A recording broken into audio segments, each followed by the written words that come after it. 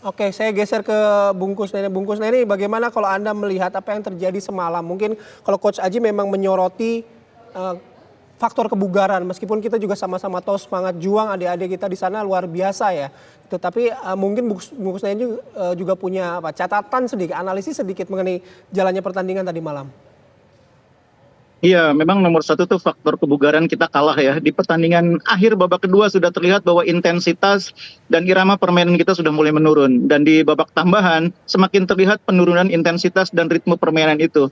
Dan peristiwa gol kedua yang lahir di pertandingan semalam, itu juga akibat pemain kita sudah tidak mampu lagi adu sprint dengan lawan ya. Jadi memang faktor kebugaran menjadi salah satu faktor penentu. Tapi yang kedua yang juga tidak kalah penting adalah faktor ketenangan ya. Pemain-pemain kita masih kurang tenang dalam memanfaatkan peluang-peluang yang ada.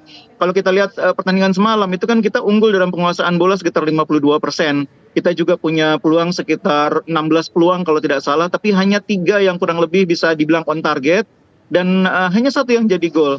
Ketenangan memanfaatkan itu terlihat di beberapa pemain yang sudah berada di posisi yang cukup leluasa ya. Semalam kita lihat bagaimana Rafael punya peluang emas, kemudian Schroyer juga punya peluang emas.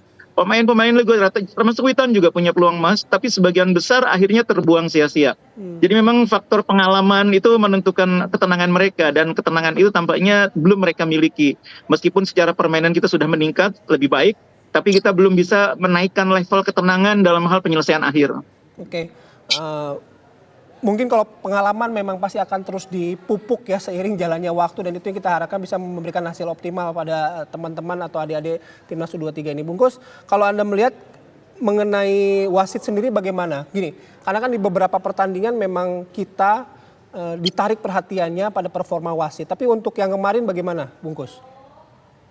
Iya, keseluruhan sebetulnya sih relatif lumayan ya, kecuali ada beberapa momen di mana keputusannya bisa diperdebatkan.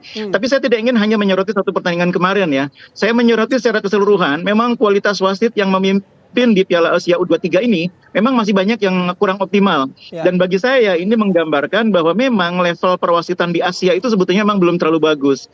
Dan itu bisa bersangkutan dengan level kompetisi.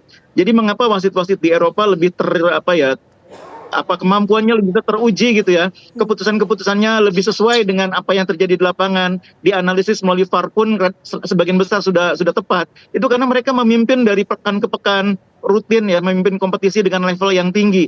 Nah, ASEAN ini kan level kompetisinya tidak semuanya bagus ya. Beberapa wasit yang memimpin itu kompetisi negara juga mungkin tidak terlalu bagus. Sehingga menurut saya kualitas itu tercermin secara keseluruhan, bukan hanya dari satu pertandingan ke pertandingan yang lain. Ya memang kita dalam beberapa momen cukup dirugikan, tapi memang keseluruhan kualitas perwasitan di ASEAN memang harus lebih ditingkatkan.